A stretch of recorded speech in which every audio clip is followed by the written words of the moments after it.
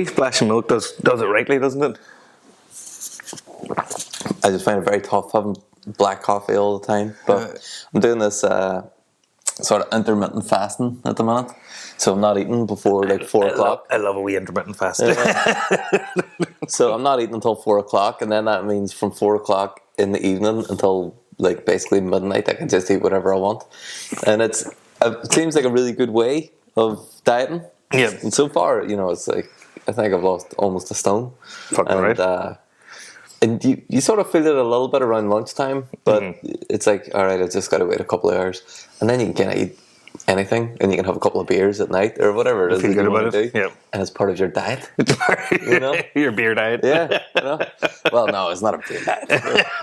Although I did, whenever I was, I must have been 18 or 19, because I was at university. I was living up on Argyle Street in like the student digs. Yeah. And it was around that time that like the Atkins diet was really big, in the sort of mid to late 2000s. And that's just no carb, isn't it, really, Atkins? That's basically just no carb. But then I took that and made my own version called the meat and vodka diet. Meat and vodka diet. So for 3 weeks, all I ate was meat and eggs.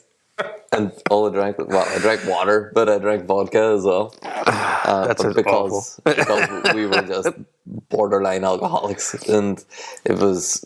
every night it was like 3 liters of cider before we actually left the house. I was speaking with Emma about this. Like Frosty Jacks and, of course, White Lightning. White Lightning was the one, yeah. Yeah. But White Lightning was like £2 for 2 liters of cider, and then Frosty Jacks was £2 for 3 liters of cider. And you had to get the extra pound to get some blackcurrant to throw in there, otherwise it was not palatable. I still don't even know if it was palatable. Palatable is the wrong word at that point, but better, still better. it needed something. But yeah, we were talking about that, and I thought it was like a cultural divide because she was still drinking White Lightning whenever we had moved on to Frosty Jacks up here. So, she's like, "These were behind the times in Belfast." But we were talking about it, and then we looked it up, and it was actually 7.5%. Yeah, it's not like 3% or something. No, it was like 7.5% cider. Exactly, yeah. 3 liters of it for £2. We were having that before we went to the bar. Oh, shocking. And I worked it out. That's 2 bottles of wine. Mm-hmm. It's like having 2 bottles of wine and going out to the bar. It's mad, isn't it? Psychopaths. What were we thinking? If I met teenagers that are like what we were, I would be intimidated by them. I'd be scared of them too. Yeah, I wouldn't want to interact with them. Teenagers these days aren't the same. They're not like that. I think that's a good thing in its own way. Yes. I struggle with this a lot. I struggle with like old man yelling at clouds. Like by the same token, I had like a really fun teenage years to a large fault, obviously. And I don't want my children to have that because that's scary for me. Yeah, I absolutely 100% would panic if Harley was going out on the walls drinking, doing what we were doing. Like that was some scummy stuff. But the thing is that we were still mostly respectful of our surroundings. I don't know if we were. I like to think that I was a lovable rogue, but I wasn't. I was an asshole. Oh. I think I was a lovable rogue. I mean, like one of the worst things I can remember doing is going like spending like a tenner of my money because I was drunk on the jukebox in Abracadabra, right? Which isn't there anymore, obviously, and just putting on like "Bat Out of Hell" like 30 times because they had the 10-minute version, so we just played all night. That was like the peak of like me being a ball bag. Oh no, I definitely went worse than that. But I suppose that is lovable roguish. I went too far. I went to like kicking people's wing mirrors off and pissing on their letterboxes and like. I know I didn't do any of that. I didn't do any of that. No, I was a proper scamp. Scamp's not the right word. I was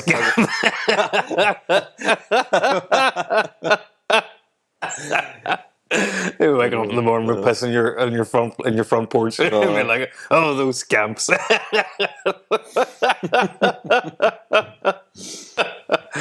Only the neighborhood boys. We just thought we were going to live fast, die young. I was like, I'm not going to make it past 19. Like, and here I am now. I don't think I don't think I even considered it as a possibility that I would die at that point. I was definitely invincible in my head at that point. Oh, really? Yeah, because I am by the same token as like drinking as much as you did and everything else. I am classically a lightweight. I've always been a lightweight, Yeah. and the fact that I survived my teenage years before I even built up any tolerance, like, is testament to like that I can survive anything at this point. I was kind of torn. I did have that I'm invincible thing, like nothing's going to kill me, but I also had it in my head, like I'm not going to live to be an old person. Like, That's a weird one. yeah. I still think I'm invincible a little bit. I don't really worry about things. Well, I do too, but I think I kind of comes par for the course with what I do for a job. Like every day I'm around. I don't stuff. put myself in harm's way. Yeah.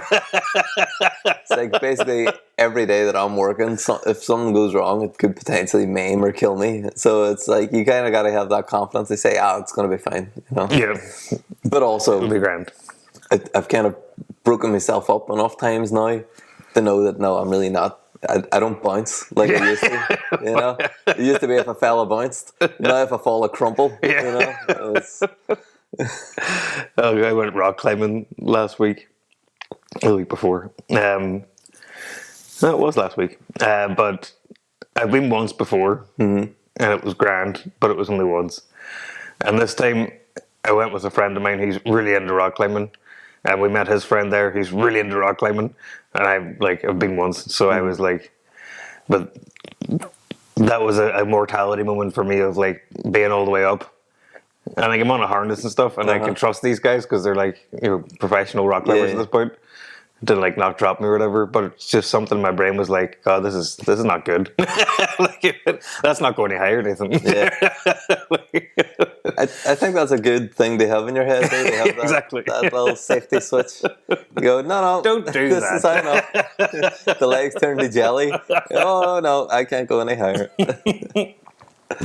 I always wanted to go rock climbing over there. It looks great, the big rock wall that they have in Foyle Arena, but because you need a certified person to take you. Well, one sort of a person can take two, so I'm going to say to Denise to bring both of us the next time. Yeah, I would then be we can interested go. in going. Because there's the part that I found really difficult. I'm not going to go into this because I can waffle on quite a bit, but like being the person on the bottom, you have to like feed the rope constantly. So you're not just giving them a whole slack, and you're not keeping it too tight. And that's almost like a little dance that you have to do. Because you can't let go of the rope, but you have to feed it. Yeah. And for some reason, I found that very difficult. Like it's like a new dance craze that I haven't got yet. Yeah. And what was it that you were like pulling too tight on it and like lifting them off the rock? I was just haphazardly letting go and stuff. Like just not thinking about it, even though like the gravity of the situation is definitely in my head. Yeah. But just in the moment, like, wait a minute, hold that. So I'll get used to this after like doing it loads of times, you know. I'm not a very physical person, as you know, when it comes to physical things. And what way does that work? Is that you might not know, but is it like a 2-to-1 ratio where like for every 1 foot they go up, you're pulling like 2 foot of rope out? So that basically, because presumably if they fall off the rock, you got to be able to hold them. Yeah, that's why I have. So it that's can't why be. you can't let go. It can't be. Yeah, but it can't be 1-to-1. Otherwise, you're just gonna go fucking flying as they come down. There's always a little bit of slack, obviously, but I didn't do any maths, which actually might have helped me if I had to put maths into this. But really, it's just about like allowing them enough when they climb up, the rope becomes more slack. Yeah. So I'm just tightening that as it happens. This is my understanding. Okay. Any rock climbers listening to this are going to like tell me I'm awful and the worst person ever, but this is just my understanding. Yeah. What I meant was on a 2-to-1 ratio. It's like if you have a rope, you put it through a pulley, and then down and connect it onto something else. That's like 1-to-1. Right. So as you pull 1 foot of rope, 1 foot of rope gets shorter on the other side of the pulley. Yes. But then on a 2-to-1, it's like it goes up through a pulley and then down onto the thing that you're lifting through another pulley and back up to fix onto a point up top. No, that's not the case. So that there's basically 2 ropes on one side and 1 rope on the other side. And that means It's as you're... It's 1-to-1. Okay. So it's... Unless I grossly misunderstood this as well. Because if it was the other way around, then it would have meant that basically it's basically like half the weight, you know, because it's like for every 1 foot that they move, you move 2 foot. It's like putting a gear on it, almost. Yes. But with ropes instead of like with cogs. See, you understand these things better. You'll be a blasted rock climber. Oh, here we go. But anyway, that's that. Yeah, I'm talking rubbish about fucking gear ratios and stuff. No one cares about that. Other people who care. There are people who care. Let's talk about. Well, no, I'd say it's not even a conspiracy. It's just something that was on the news that I've seen this week. Well, yeah, so I didn't see this in the news, and I intentionally didn't look it up because you said we're going to talk about it, and I thought I'm just going to listen instead. Yeah, okay. I'm not going to have an opinion until you I'm tell me. going to be honest, I did not research it. I just read about it in the news. Excellent. So, again, I'm not up to date on what it is, but it kind of... We originally were going to call this podcast the Uninformed Podcast. Yeah. And this is a very good example of Prime example of it. You know, I read like two or three articles on the internet about it, and I'm like, yeah, this is what's happening. But so apparently the UK government is now experimenting with dimming the sun. So this is the battle of climate all change. the governments. Like, we don't have enough sun in the UK and Ireland region to justify this. It's absolutely like ridiculous. If like India were like, we're going to dim the sun, be like, that's fair. You know, they have it tight. Like, you know, it's not easy to be in India in the summer, especially. But I don't think the dumb. I don't think the sun should have a dimmer on it. Like, no, I agree with that. You know, I think it falls into that playing God category. Mm-hmm. Like, you know, in the 90s, and we were cloning everything. We were cloning sheep. Everybody was like, we're living in the future. Do not get me started on cloning, Niall. No? No, because, like, I'm still in the weeds of why we're not allowed to do that. We cloned a whole sheep, 30 years ago or something. Uh-huh. And now they're like, no, let's not do that again. Like, what? They flew too close to the sun. No, I disagree. Then people panicked. People panicked and were like, you're going to start cloning me? Theoretically, I would love a clone of me. I would kill for that. That'd be class. I don't know. I mean, I would hate him because it's me. But the fact that we know that they've had the cloning technology in the public sphere for 30 years, which means they've probably had it in the military sphere for 50 years, like, and then 23andMe, like, the Israeli government has all of our fucking information, like, you know, and they're like, you know, and they're like one of the top technological like nations on the planet. So you know, they've got IBM, they got their fucking ducks in a row. I just imagine that it's not like Jurassic Park where they find like a wee bit of DNA and that's enough to make a whole dinosaur. I don't understand it, obviously. Well, so yeah, I can't that's exactly what it is. So you're telling me that you think that from my 23andMe spit test, they're able to recreate a whole Nathan? Yeah. Well, why don't they then? Send them over to me. I'll be the experiment. I'll happily take that one for the team. I just don't see a downside for me having a clone. Well, I think, and I'm annoyed that it's not like, you know, private technology that we can just, you know, go and buy a clone of ourselves. I mean, I think it's very naive to think that people aren't out there cloning people somewhere. Yeah, so if the technology exists, surely you can make it at home somehow, and like if you had enough money, obviously. I'm saying, not like, you know, a bathtub and a pair. It's funny you say that because there is like the CRISPR technology, which is the gene editing software. I know about that. I'm pretty sure that's like not like cheap like microwave cheap, but cheap like standard medical scientific lab cheap. Yeah. You know, it's not like millions. No, exactly. It's not like the fucking Large Hadron Collider. You know, it's closer to being a microwave than it is to being a Large Hadron. What? Is it Hadron or Hadron? I don't know. I always said Hadron, but Hadron maybe makes more sense. I'm thinking of Hadrian's Wall, which is why. I believe they're unrelated. New conspiracy theory just dropped. Large Hadrian's Wall collider. You know, they're building an even bigger collider now. They're building one that's like spans fucking countries. It's gonna be crazy. It's like they're just not gonna be happy until they open up a portal to another fucking dimension. Yep. And we all die. Absolutely fucked.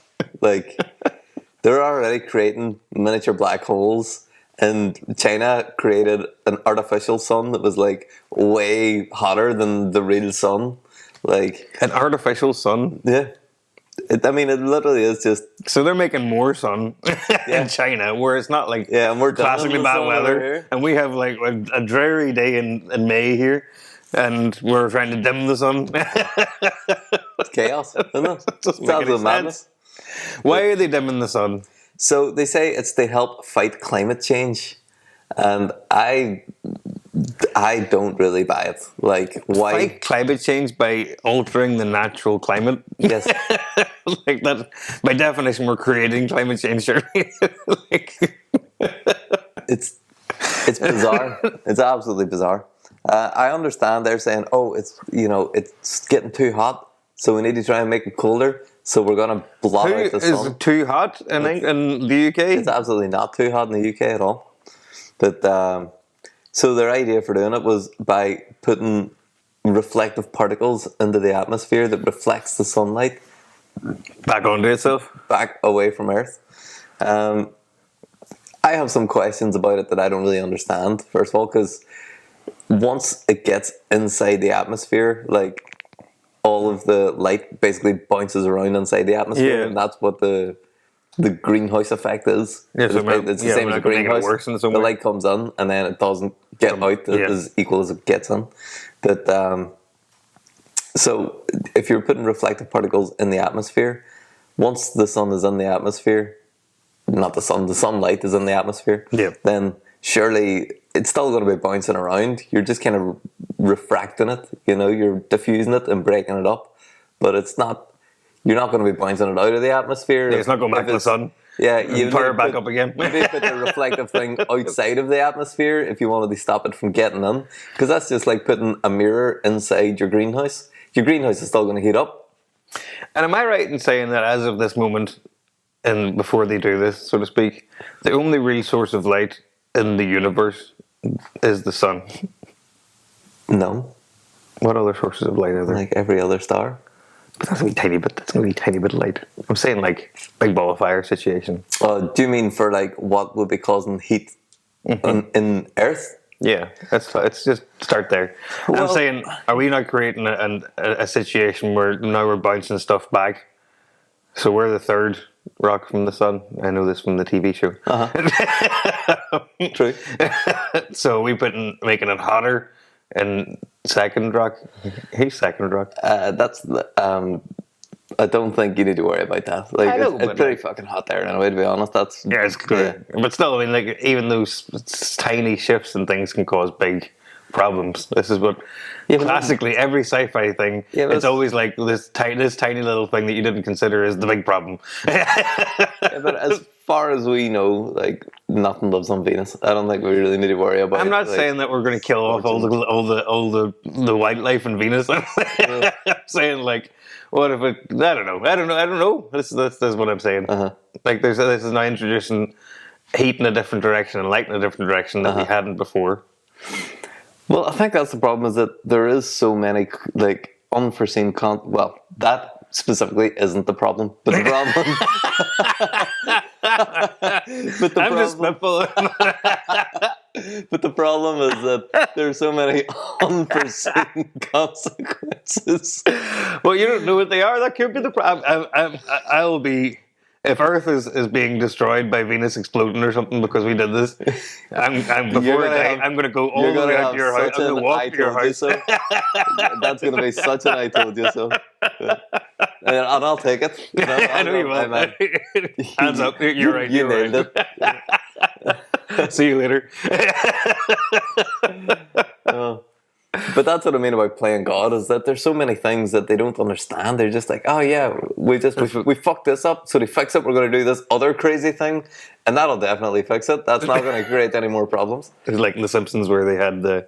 Yeah, But was that's what it- I keep thinking of. The what was- fucking thing that blots out the sun. the No, big that's dust. Mr. Burns. He tries to do that. I'm saying, no, there was just the solution thing where they brought all the snakes in for the thing, and then they didn't kill the snakes, and then they like got a whole load of like, what was it?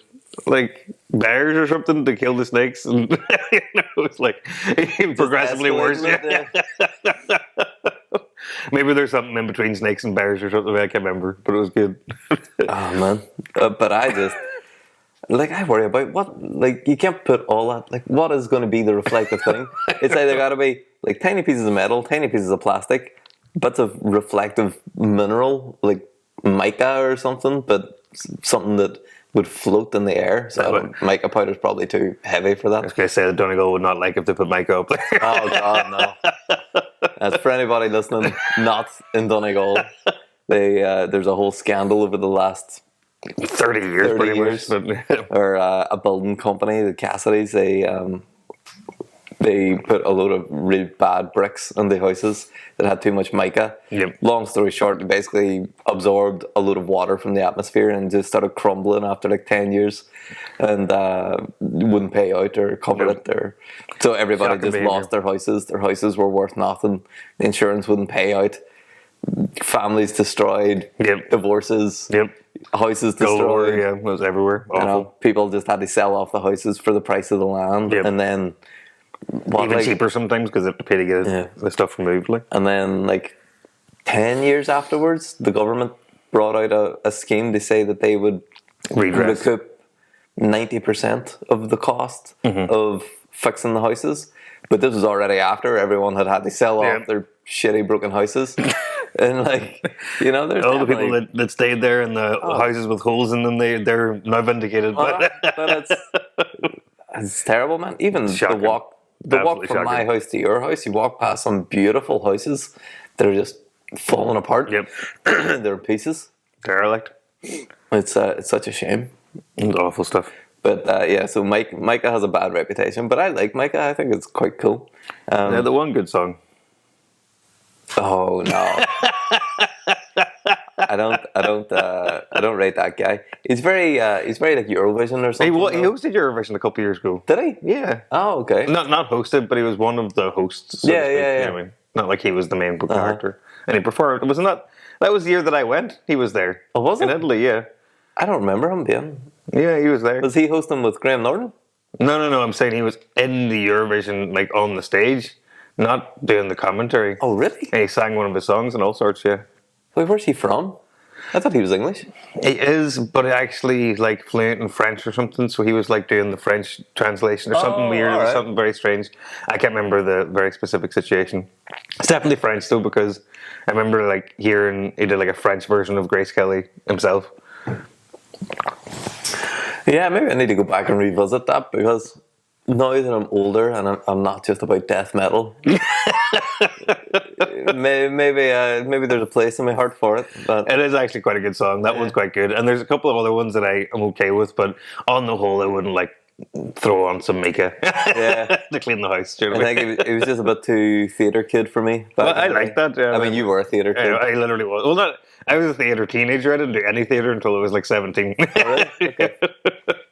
But yeah, Eurovision this year, I'm not super excited for it. But also, I just found out like last night when I was checking up when the Eurovision is that I'm going to be away on a stag do. So I'm not going to. I'm not going to be able to see it.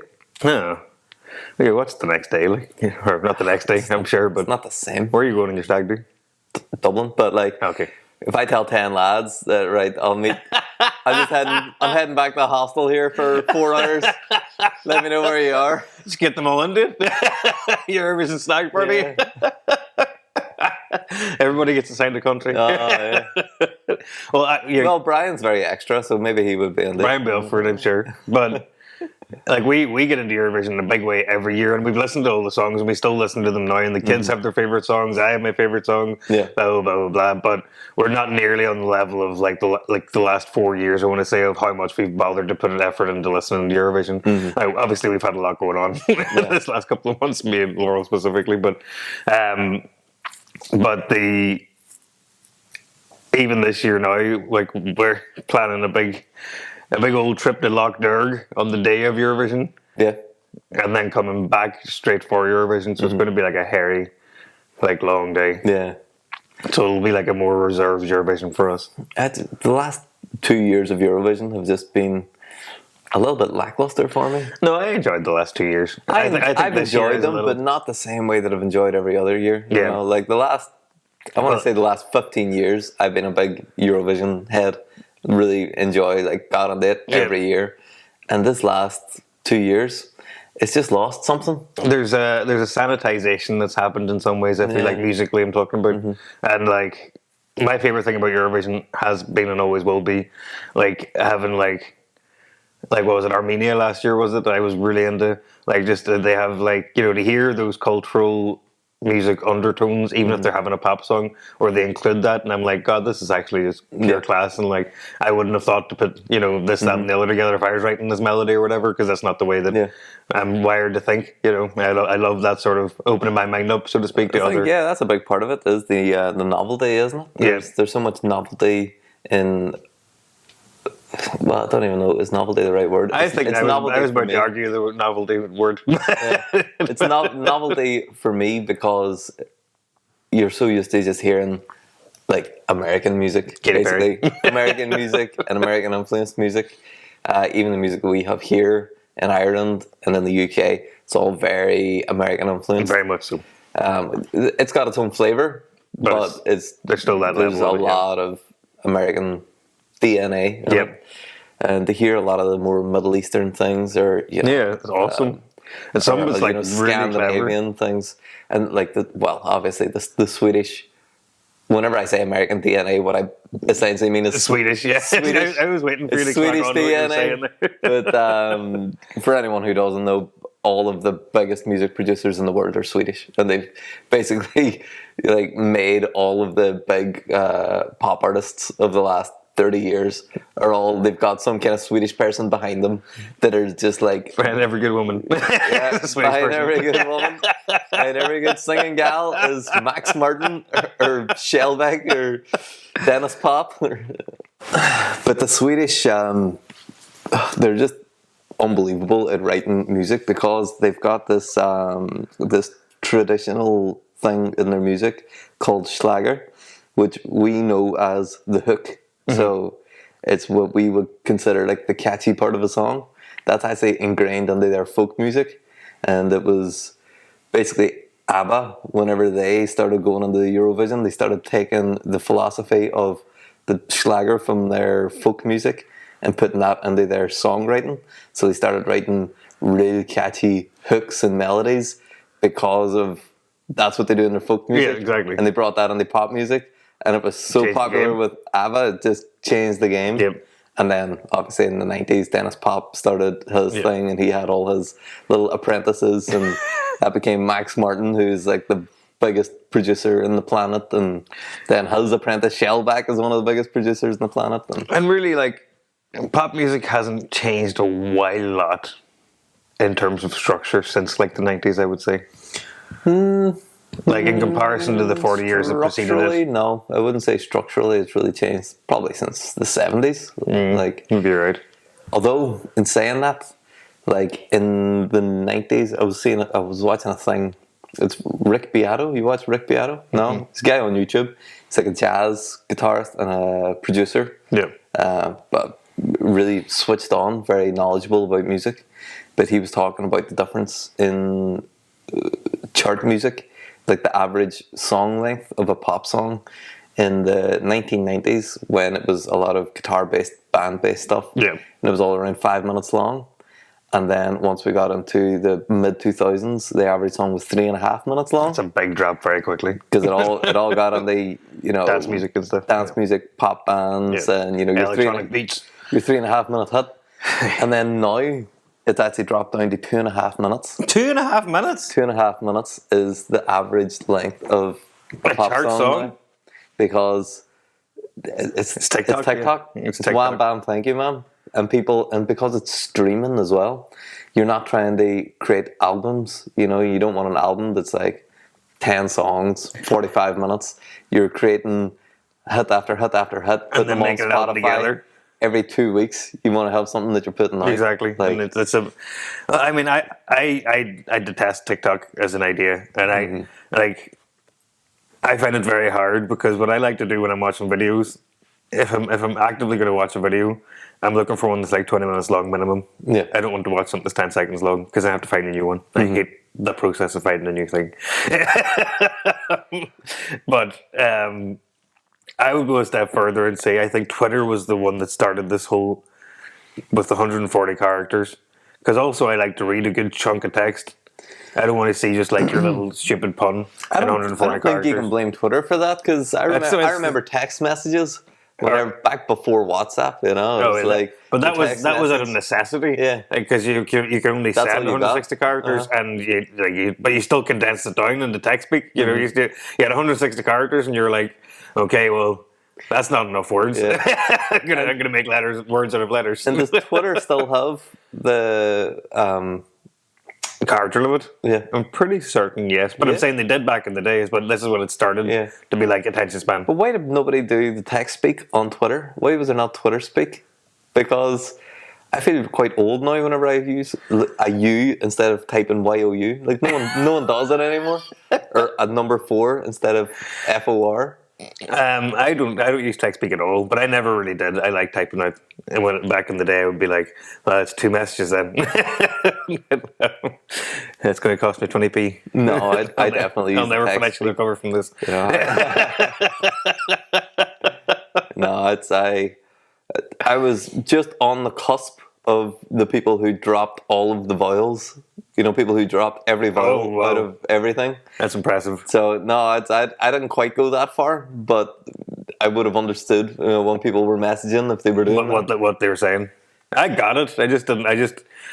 I don't know what it is. I just feel like not like the other girls, but I just really like to like. I don't like shortening things down. Prose, I like to make things long. You want to make it Shakespearean. Exactly. I'm awful for it, but yeah, I never got into Twitter, to be clear. I've still to this day, like I have a Twitter that I don't use, but I have it just in case like there's something I need to look up on Twitter because that's where it lives. Yeah. But like I've never been able to like enjoy Twitter. I've never spent more than like 10 minutes on it in one go. No, I could never really get on that either. And for us being like we were there at the birth of social media. We're their target audience, realistically, like for Twitter. It's so many ways. But I did enjoy some Twitter stuff. But by the time I got Twitter, it was like everyone was raving about it. All the like Radio 1 DJs and journalists. All the tweets had already been twat. Yeah, there was a lot of twatters on Twitter. And everybody was like, "Oh yeah, the most followed person on Twitter is Katy Perry. She's got 30 million followers." And I was like, "Oh, all right, I don't give a fuck about Katy Perry. I don't give a fuck what Katy Perry's opinions are on anything." The more followers, the less I want to know about it because it's going to be so much more. But then I got on and like Andrew WK had some really good stuff. Like Andrew WK had, he's a good guy. I like Andrew WK. You know, he had almost that ominous positivity. Yep. Whereas like he was so into life. He fucking loved life so hard. Too hard. He just went hard at let's just have a great time. Let's enjoy life. Well, what a great philosophy. Everybody, to live your life. Let's just fucking go out there and have a great life. And I was like, yeah, that's fucking good, you know? Yep. And we live with that. So I used to follow him and like his tweets were gold, you know? He used to come out with fucking party tips and all, like, you know, take a lampshade, put it on your head, now you got a hat. That would be the type of tweets. There'd be that, and then there would just be these pure fucking motivational positivity things. I was there for it. I enjoyed it. We haven't really spoken much about the dimming of the sun. Well, I'm still caught in my head about cloning because you brought me back to my cloning arguments that I just cannot fathom. Like, people have given me very ethical and level-headed reasons why we shouldn't be cloning at least people. Like, I can get not cloning people to an extent, but like, why not clone like cheap cows? Things we need more of in general. Yeah, I mean, you got that company that are coming out saying they're gonna bring back the woolly mammoth and stuff. Remember a couple of weeks ago they were talking about them, but they've made dire wolves and shit like that. They made a woolly mouse. They made a woolly mouse. That's right. But I wouldn't really count that as cloning. No, this is just genetic manipulation. Yeah. But because even the dire wolf, they didn't actually bring back a dire wolf. They just took some dire wolf DNA and put it into a modern wolf. Yeah, like, it wasn't a real dire wolf. No, it's a kind of chimera. I would call it. I wouldn't call it a dire wolf or a woolly mammoth. If they're just going to take an elephant and turn on its fucking hair genes, like, okay, you made a woolly mammoth, but you didn't really make a very technically, yes. And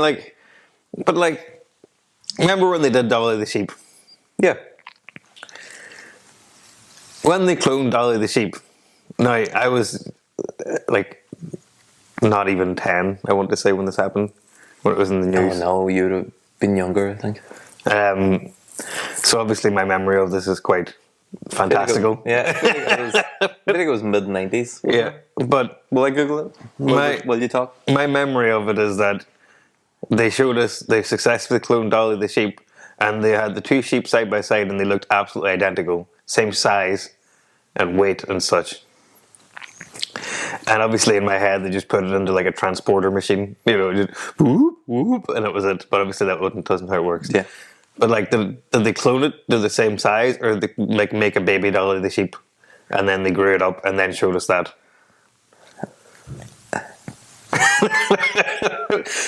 I'm not 100% sure. I was under the idea that clones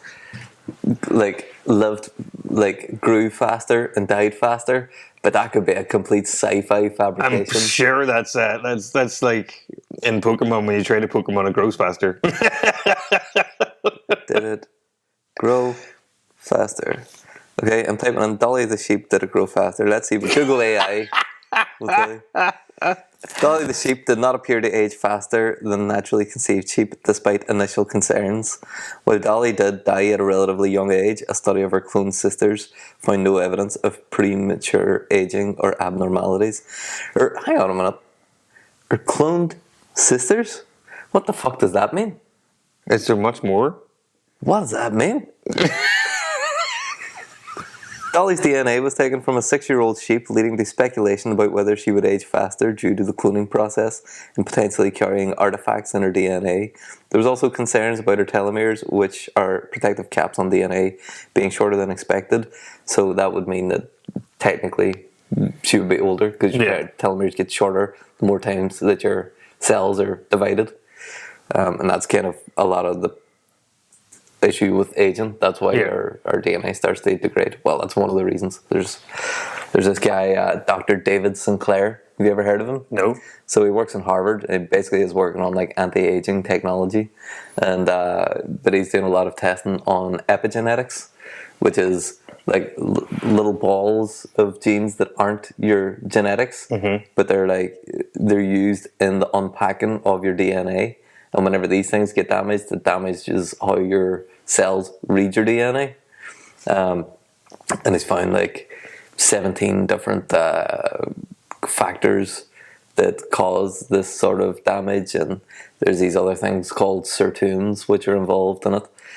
So before all of his research, it was basically like, the telomeres, just as your telomeres get shorter on the ends of your DNA strands, it eventually starts cutting into your DNA, and your DNA gets damaged, and then that leads to like cancer and aging, and your cells just not being able to reproduce effectively.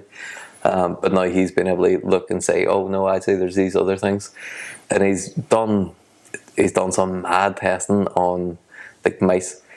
He's done a lot of stuff to show that basically intermittent fasting and eating at certain times of the day and what you eat, and a lot of stuff that we kind of know is healthy for you. Yeah. That a lot of that does have like real terms benefits for like the sirtuins and the epigenetics and stuff like that. And then there's some supplements as well. Your body needs NMNs, which are, am I going to get this right? Nicotinamide mononucleotides. So your body can make those themselves, but they need NAD. They make that. So you can get NAD supplements and NMN supplements. So he was saying they help with anti-aging. What else? There's something else. But anyway, he's doing all this testing. And he actually got lab rats. He got these 2 old lab rats. They were like these old grey fucking things, kind of towards the end of their life. And one of them, he did this process, which he didn't create the process. It was like a Japanese guy in the 70s, like won the Nobel Prize for a way of basically taking a cell and making it turn back into a stem cell. Right. So it's like a 4-stage process of getting it to turn back into a stem cell. So David Sinclair and his team, they took this idea and were able to start the process of turning a body back into stem cells, but then stopping it like halfway through, and it basically is just like anti-aging. So like, that's crazy. So for over the course of 2 weeks, your body just anti-ages, and then they're able to stop it again just with a series of injections. Benjamin Button situation. Yeah, and they did it to these lab rats, and it showed you the two lab rats side by side, and one of them was this wee fucking sprightly thing, like running on the treadmill. The other boy's all fucking hobbling around in his grey fur. And it's crazy, man. You know, we're going to be living in the future. Like, we're already living in the future. I just use Google AI. Yeah, they ask about cloning. Well, the new theory I heard about with AI is that how AI is gonna die is because now AI is AIing. It's now taken over. Like we talked about the bots, the dead internet theory with the bots. Oh yeah. And eventually, the content online will be AI written, and AI will be reacting to the AI written stuff. So it'll become unusable because it's like garbage. Yeah. Like there's just so much garbage that AI creates. Do you know what I mean? Mm-hmm. So that's a nice theory. That makes me feel good in my head. Like that's how it all crumbles down. It's a nice circle for me. I'm trying to connect that to David Sinclair and anti-aging mice. Oh no, but back to cloning. Like I genuinely believe that if somebody's allowed to clone me, if somebody's able to clone me, I should be allowed to pay them to do that. That shouldn't be a problem. It's all me. My body, my choice situation. Yeah. But then it becomes... Is that like a new body and a new brain and a new soul? We're creating life. Is that a whole thing? Well, yeah, that's the thing. Like, we're creating life all the time. That's how we survive as a species. And that's if you've created a clone of yourself, and then say like that clone creates a clone of itself, and then suddenly there's three of you running around, and then they're all individual people. But who has responsibility for like that baby? Like if you have a baby clone of yourself, if I go and pay someone to clone me, I'm responsible for that clone until it turns 18. If it becomes a baby, that's why I was asking about the whole Dollar of the Sheep. I get 36-year-old Nathan come out. But then what if it turns 18 and it goes out and like does a murder, and then. And then they're suddenly like, oh yeah, you know, Nathan McKerney had a murder, and you're like, no, it wasn't me, it was a clone. It was like, clone Nathan. I'll brand him so we know. You get a tattoo of some description. Yeah, it's tell us apart. It's a weird one. I worked on a TV show called Foundation, and it was based on an Isaac Asimov novel. Mm-hmm. Isaac Asimov is a guy who wrote like the rules of the laws of robotics and all that kind of stuff, and he did a load of different, you know, like stories that have all become movies. But this particular one, it's about like a galactic empire that's in the death throes of, you know, like the last 1,000 years of it, and there's a mathematician who runs the probabilities on everything and says it's 100% there's nothing we can do to stop it collapsing. All we can do is try to guide it so that after it collapses, it'll only take 1,000 years to get back to where we are instead of 30,000 years to get back to where we are. So that's kind of the whole story of it. But the Galactic Emperor is basically a clone. So the original Emperor lived, you know, like 700 years earlier. They just keep cloning them. And they just every 30 years they make a new clone and just raise the clone. So you've always got 3 clones that are alive at any time. So it's dawn, day, and dusk. Oh, okay. So dawn is the younger one, and whenever the dusk gets to the end of his life and dies, or you know, I think he like has to die at a certain time. Yep. Dawn becomes day, day becomes dusk, and dusk becomes a new person. So they sort of cycle, and then day is the one who's in charge. He's like, you know, the main guy. He's the current. But then the other ones, like one of them is learning the ropes, and then one of them is like an advisory role type of thing. But it's kind of interesting to have that if you have 3 versions of yourself, and they kind of think of themselves as the same person, but also like as brothers. But also one has been raised by the others. And the thing is that like there is a huge nature versus nurture argument here in terms of I was the clone me, and it was a baby. Mm-hmm. Like I have 3 boys, so like. I've sort of half done that a wee bit.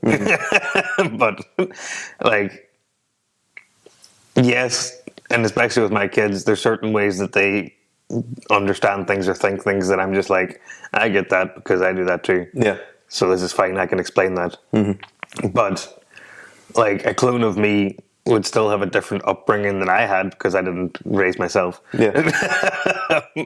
So they would still end up diverging, you know, in terms of mentally and how they process things, and they'll diverge physically because, you know, they'll eat different things and Probably not smoke if I can have my way in all sorts of different ways. Well, that sort of is a part of that story that I was saying about the day, dawn, and dusk. That they basically are all raised identically, and they've got an android sort of nanny, nursemaid who looks after them and raises them all, and so they have this sort of through line because they are supposed to be the same person. They're supposed to be the same emperor, all the time, maintaining the empire over multiple lifetimes.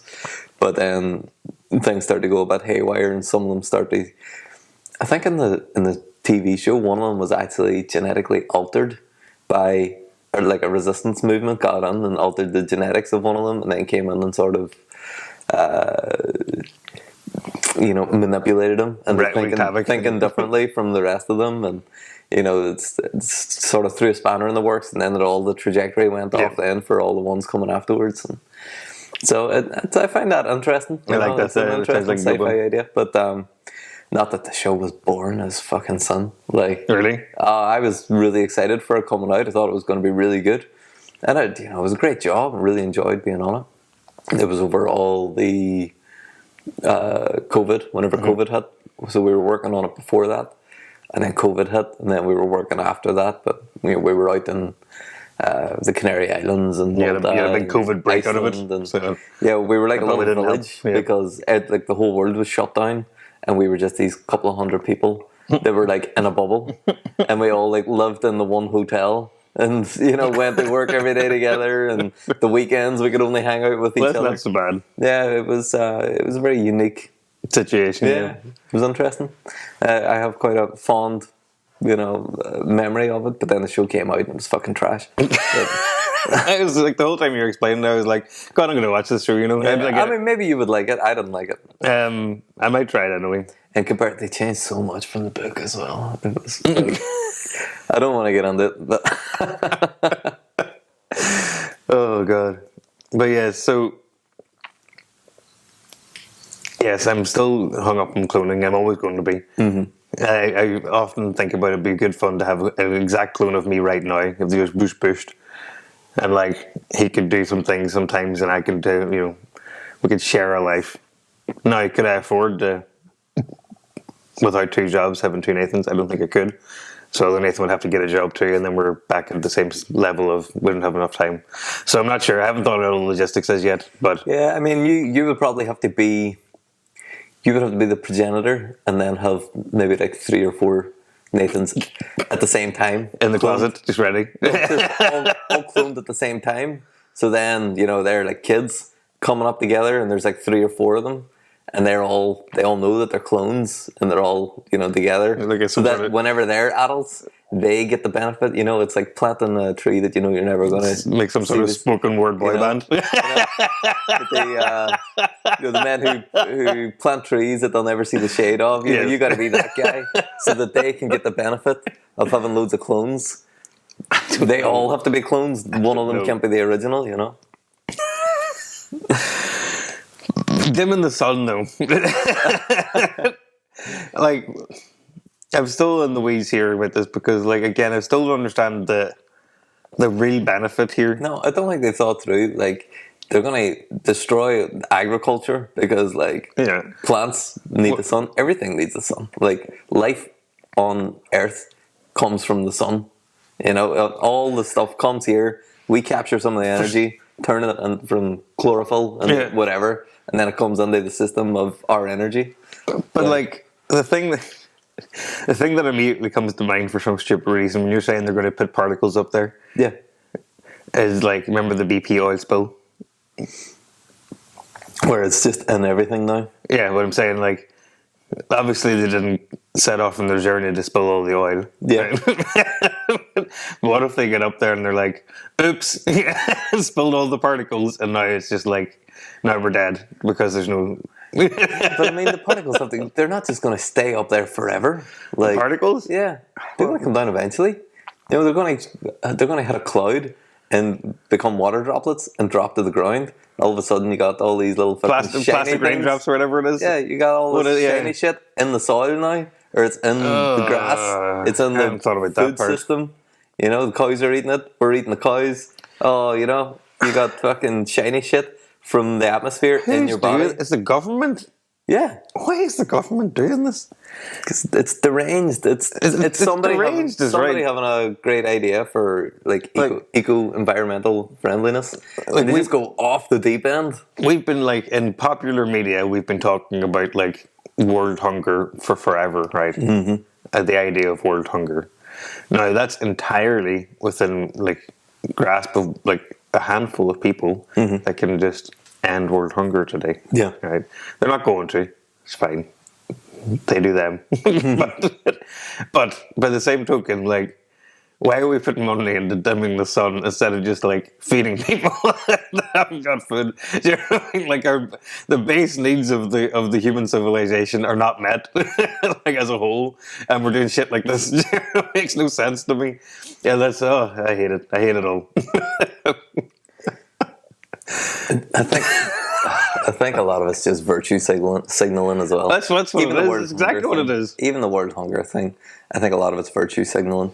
People want to get out there and be loud and be, look at me caring about stuff. No, they don't actually want to go out and affect That's the people change. we hear about. There is a lot of people that go out there and do some good work. There are. That's absolutely true. And those are the people I'm talking about, really. But the people who are there, the loudest voices, I think, do the least. Yeah, of course. You know, and it's the ones that you see. But they see themselves as being the loud voice is their job. Yeah. So other people do it. Which, like, what a cop out. I don't cop out. Like, that's an absolute fucking cop out. You know? It's like that's why I don't go protest. I think if you're going to go protest, just go fucking do the thing. Yeah, exactly. Don't try and annoy other people when they're being the change. What you want. Yeah, you know, don't change. I want this to happen, so everybody else go do it. Don't fucking glue your hand to a road and be like, yeah, I'm affecting change in the world. No, I don't buy it. You see those people. Even if I agree with them in principle. If I have the I'm 100% same. with you.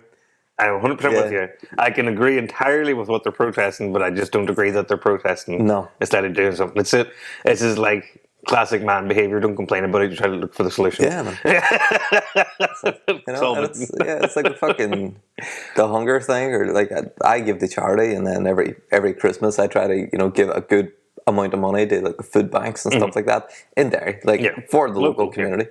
Yeah. But I feel like the people who go out there and they're just like fucking complaining all the time. But it's for them, it's not for the cause. I find it exhausting. It drains me. Even listening to them. Can't handle it. And it's all my kind of people. It's all people who are quite forward thinking. They want to see the world and want to see people doing well.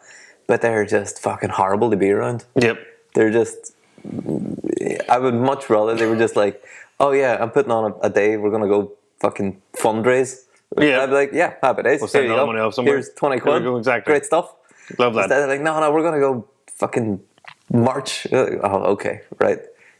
I'll not go out driving on that day, I suppose. No, it's not for us. No. We're not the intended audience here. I don't think so. Maybe I just don't understand it. Maybe it does affect change, but it feels to me like you're just a complainer. Like historically, don't get me wrong, it's not like protesting has never worked, right? But protesting as a thing has been watered down so significantly that originally it was action. Now it's just whinging. That's the bones of it. I think you gotta. There has to be a level of civil unrest in some ways. That's what I because that's the action wondering you're taking. If I was going to be able to say, I think it's got to get violent. It's got to get crazy. Yeah, it's got to be like we can't just because with a protest, nobody cares. They just wait for it to be over, and then it's over, and that's it. Nobody's cared again. But that's the way it goes. I am of the belief that everything in the world is predicated on violence. It sounds controversial, but if you go back far enough in anything, why does anybody do anything? The further back, the more violence there is, realistically. No, I don't even think there is. Because right now, if somebody breaks the law, what stops people from breaking the law to do what they want? It's the threat of incarceration. They're going to get lifted and they're going to get put. But then who's going to do it? And what happens if you go, no, fuck you, you're not going to put me in violence, jail? Yeah. Violence. But it's also the whole world, all of the government, everything that anybody who's forcing anybody else to abide any rules, there is an inherent underlying threat to violence. So I don't think you can have any change without it. I feel like, in a society, let's pretend that the police were incommunicado for a week. I don't think that everybody would go criming. I don't think it's because of threat of police, I think it's also like a social shun situation. Like you don't want to be seen as like it's an embarrassment. It'd be embarrassing to be the person who did the crimes. And people wouldn't like you, so you don't do it for that reason, as opposed to just people who are going to hit you. But then why do you care about what other people think?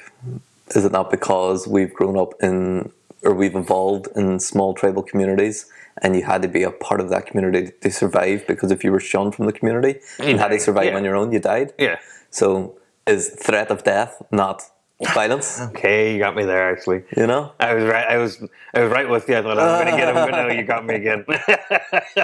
just personally, I believe that everything goes right back to survival mechanisms. You know, people want to do what's in their own best interest, and I think the whole world, no matter what anybody says, I think that everything everybody does is in their own self-interest. Oh, it has to be, Which is, in its own way. it's probably quite a cynical view, but the more that you just sort of peel back the layers of anything that anyone really does, even if it's a selfless act, They feel good about they're it. either doing it for themselves, they're doing it for their immediate family, they're doing it for their immediate community, which I still say is in your own best interests, you know, because it's in your best interest to help for your community to grow, for your your community to family to grow. be. But also, I mean, even just the very bare bones, I think a good person is somebody who, like, who gets that kick out of doing something nice for other people. That's what makes a good person. Yeah. So it's not that because they like it, it makes it a bad act. Like, a good person likes doing nice things, is the bones of it. But I think that they do it because they feel good about doing it. That's what I'm saying. That's what I'm saying. So it's still a selfish act in its own way, but it doesn't make it an unkind or, you know, they're not a selfish person as a result of that, is what I'm trying to say. They're still a good person doing good things. I would almost argue the best moral person would be the person who absolutely hates doing something but does it anyway for the good of other people that they don't particularly like. Oh, that's such a specific scenario. Give me an example here So of where this would. it's if manifest. someone just thinks it is right to do this for this group of people, even though I dislike what I have to do, I dislike this group of people, but I'm going to do this anyway because it's the right thing to do. I think that specific thing, that is the hardest thing for anyone to do when they go, I don't like what I have to do. I don't like the people I'm doing it for. I get no benefit from it. The people I love gets no benefit from it. But I'm going to do it anyway because these people need this thing, I still feel even like though I don't like them. I still feel like an example. And I think most people would just go, nah, fuck them. Like, He's saying, like, if your enemy was getting beat up and you're like, God, I have to help him now. Is that the same energy? I don't know. I don't know if it is. See, I can't even think of an example. Because you enjoy good scrap. I can't even think of an example because even at that, maybe the underlying thing of that is that maybe I can create a relationship here where we are no longer enemies, where I benefit from it. Or on the other side, you can be look down on them further by having to save them. Yeah, I just find it very hard to actually think of when anybody does anything truly selfless. Yeah. Like, even when people are doing selfless things, there's a visibility of it where you're like, I am a good person because I am doing this. But even if there's no visibility, there's an internal monologue of like, I feel good about myself. Yeah.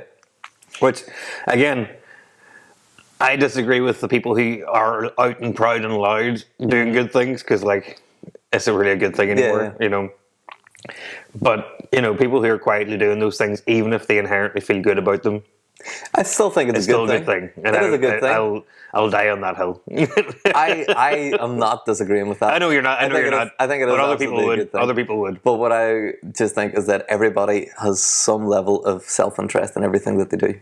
Every action you take, I think, is in your own self-interest. It is. Because that's we're just animals.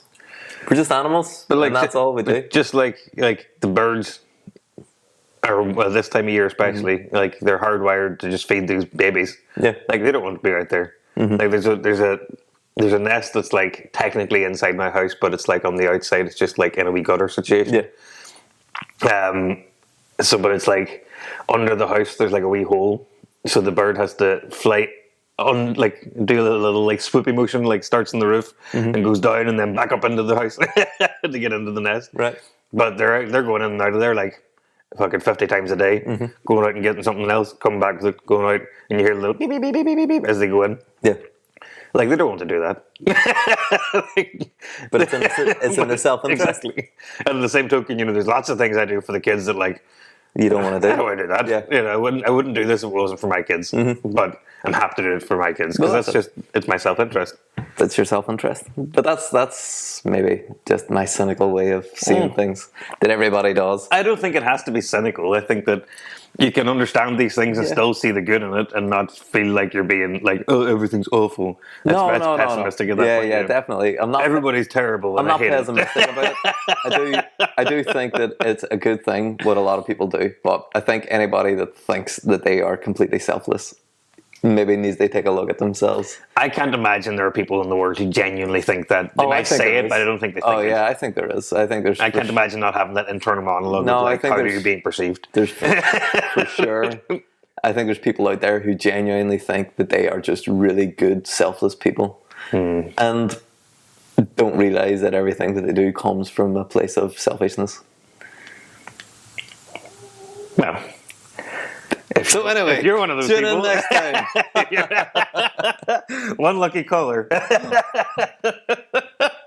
Well, actually, yes. If there is somebody who is listening to this and wants to reach out and either tell us a completely selfless act that we haven't been able to come up with, or a good moral argument for me not to be cloned, then I'm happy to hear that. Yeah, we've got an Instagram. You know, exactly. Go on, send us a message. The Ill-Reared Podcast. Well, we leave it there anyway, and we'll leave it there. Maybe somebody can come back and tell me. I hope that somebody can give me a little bit of hope for humanity. Hope for humanity. No, I do like humanity. I like people. Generally, big into humanity. Generally, I like people. I just don't buy the bullshit that they're like, you know. But I do like people. Don't trust anyone, especially us. No, don't trust anyone. Don't trust us. Everybody's out for themselves. Except us. I'm joking. No, we are. No, we are. We're totally out for ourselves. And then some.